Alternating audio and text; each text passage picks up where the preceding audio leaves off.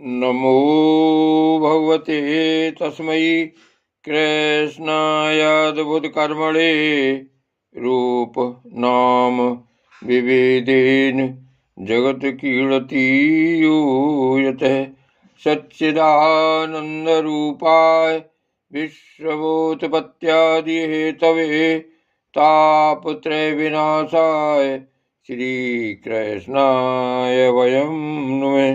श्रीमद्भागवत महापुराण एकादश स्कंद द्वितीय अध्याय। वसुदेव जी के पास श्री नारद जी का आना और उन्हें राजा जनक तथा 9 योगेश्वरों का संवाद सुनाना। पहले उन 9 योगेश्वरों में से कवि जी ने कहा, राजन, भक्तजनों के हृदय से कभी दूर न होने वाले अच्युत भगवान के चरणों की नित्य निरंतर उपासना ही इस संसार में परम कल्याण आत्यांतिक क्षेम है और सर्वथा भय शून्य है, ऐसा मेरा निश्चित मत है। देह गेह आदि तुच्छ एवं असत पदार्थों में अहंता एवं ममता हो जाने के कारण जिन लोगों की चित्तवृत्ति उद्विग्न हो रही है, उनका भय भी इस उपासना का अनुष्ठान करने पर पूर्णतया निवृत्त हो जाता है। भगवान ने भोले भाले अज्ञानी पुरुषों को भी सुगमता से साक्षात अपनी प्राप्ति के लिए जो उपाय स्वयं श्री मुख से बतलाए हैं, उन्हें ही भागवत धर्म समझो। राजन, इन भागवत धर्मों का अवलंबन करके मनुष्य कभी विघ्नों से पीड़ित नहीं होता और नेत्र बंद करके दौड़ने पर भी, अर्थात विधि विधान में त्रुटि हो जाने पर भी न तो मार्ग से स्खलित होता है और न तो पतित फल से वंचित ही होता है। भागवत धर्म का पालन करने वाले के लिए यह नियम नहीं है कि वह एक विशेष प्रकार का कर्म ही करे। वह शरीर से, वाणी से, मन से, इंद्रियों से, बुद्धि से, अहंकार से, अनेक जन्मों अथवा एक जन्म की आदतों से स्वभाववश जो करे, वह सब परम पुरुष भगवान नारायण के लिए ही है। इस भाव से उन्हें समर्पण कर दे।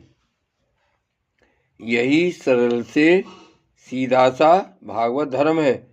ईश्वर से विमुख पुरुष को उनकी माया से अपने स्वरूप की विस्मृति हो जाती है और इस विस्मृति से ही मैं देवता हूँ, मैं मनुष्य हूँ, इस प्रकार का भ्रम विपर्य हो जाता है। इस देह आदि अन्य वस्तु में अभिनिवेश तन्मयता होने के कारण ही बुढ़ापा, मृत्यु, रोग आदि अनेकों भय होते हैं। इसलिए अपने गुरु को ही आराध्य देव परम प्रीतम मानकर अनन्य भक्ति के द्वारा उस ईश्वर का भजन करना चाहिए।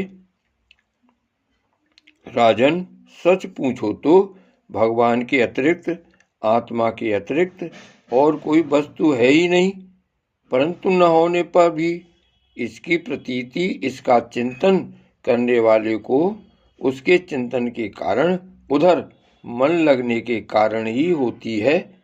जैसे स्वप्न के समय स्वप्न दृष्टा की कल्पना से अथवा जागृत अवस्था में नाना प्रकार के मनोरथों से एक विलक्षण ही सृष्टि दिखने लगती है।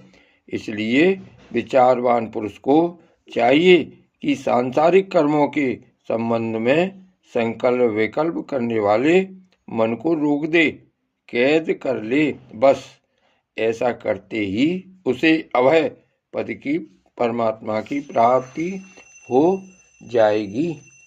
संसार में भगवान के जन्म की और लीला की बहुत सी मंगलमयी कथाएं प्रसिद्ध हैं, उनको सुनते रहना चाहिए। उन गुणों और लीलाओं का स्मरण दिलाने वाले भगवान के बहुत से नाम भी प्रसिद्ध हैं। लाज संकोच छोड़कर उनका गान करते रहना चाहिए। इस प्रकार किसी भी व्यक्ति, वस्तु और स्थान में आसक्ति न करके विचरण करते रहना चाहिए। जो इस प्रकार विशुद्ध व्रत नियम ले लेता है, उसके हृदय में अपने परम प्रीतम प्रभु के नाम कीर्तन से अनुराग का, प्रेम का अंकुर उग आता है। उसका चित्त द्रवित हो जाता है। वह सब साधारण लोगों की स्थिति से ऊपर उठ जाता है।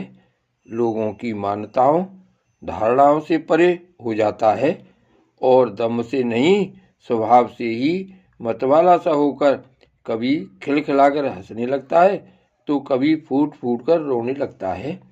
कभी ऊंचे स्वर से भगवान को पुकारने लगता है तो कभी मधुर स्वर से उनके गुणों का गान करने लगता है।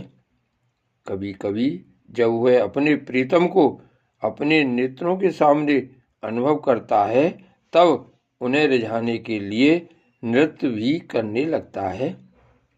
राजन, ये आकाश, वायु, अग्नि, जल, पृथ्वी, ग्रह, नक्षत्र, प्राणी, दिशाएं, वृक्ष, वनस्पति, नदी, समुद्र, सबके सब भगवान के शरीर हैं।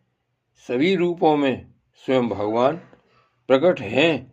ऐसा समझकर वह जो कोई भी उसके सामने आ जाता है, चाहे वह प्राणी हो या प्राणी, उसे अनन्य भाव से, भगवत भाव से प्रणाम करता है।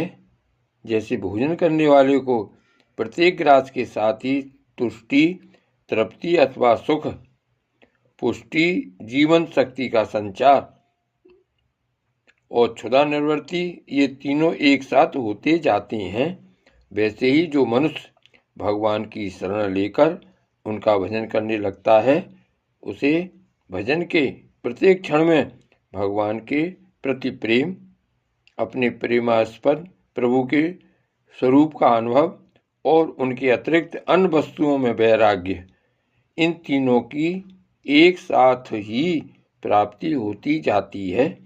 राजन, इस प्रकार जो प्रतिक्षण एक ही वृत्ति के द्वारा भगवान के चरण कमलों का ही भजन करता है, उसे भगवान के प्रति प्रेममयी भक्ति, संसार के प्रति वैराग्य और अपने प्रीतम भगवान के स्वरूप की स्फूर्ति, ये सब अवश्य ही प्राप्त होती हैं। वह भागवत हो जाता है और जब ये सब प्राप्त हो जाते हैं, तब वह स्वयं परम शांति का अनुभव करने लगता है। जय श्री कृष्ण।